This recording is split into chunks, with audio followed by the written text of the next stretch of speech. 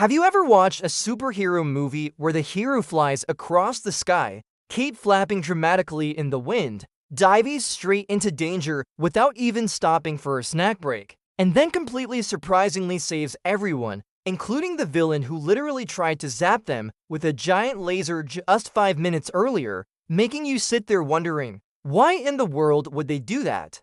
Well, today, we're going to stretch our brains like warm pizza dough to explore that puzzling question. Should we help someone even if they've done something really, really bad? Picture this scene. You're strolling down the sidewalk happily licking a mountain-sized ice cream cone, your absolute favorite flavor, the one that tastes like victory sunshine and a tiny bit of magic, when suddenly you see someone slip on a banana peel and start windmilling their arms like a confused octopus.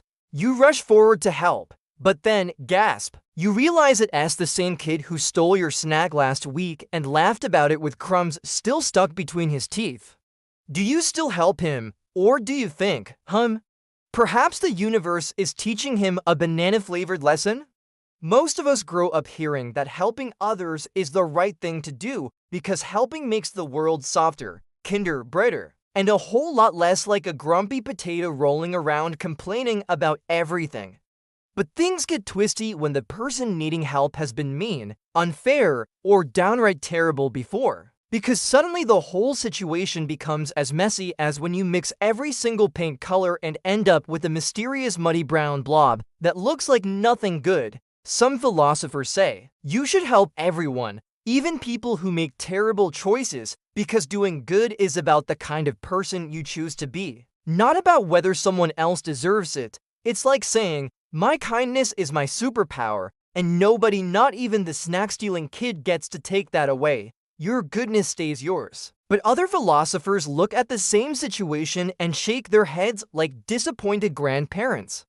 They argue that if someone is dangerous, cruel, or repeats hurtful behavior again and again, helping them might accidentally allow even more bad things to happen.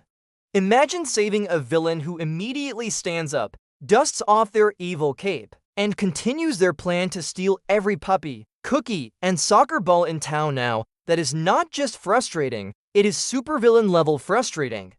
So what do we do? Should kindness have boundaries like a playground fence?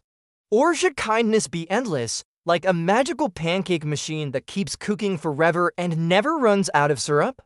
Let's imagine a villain named Captain Stinky Boots. He scares little kids for fun, cheats during every board game, steals the last slice of pizza, and refuses to brush his teeth, ever.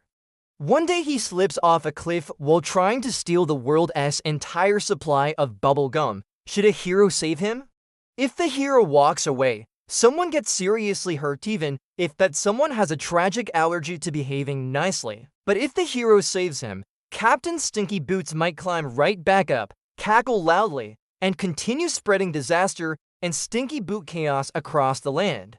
Some philosophers argue that life itself is precious, every time, and that protecting it is the most important rule of all. People can change, they say. Even villains can change. Someone who makes awful choices today could make brave, kind choices tomorrow, next week, or 10 years from now. We can't predict their future, but we can choose our own actions right now. Other philosophers answer back that protecting everyone is noble, but protecting innocent people from someone dangerous is noble too. Maybe even more important. If you save a villain who will definitely return to hurting people, you might unknowingly help them continue doing harm.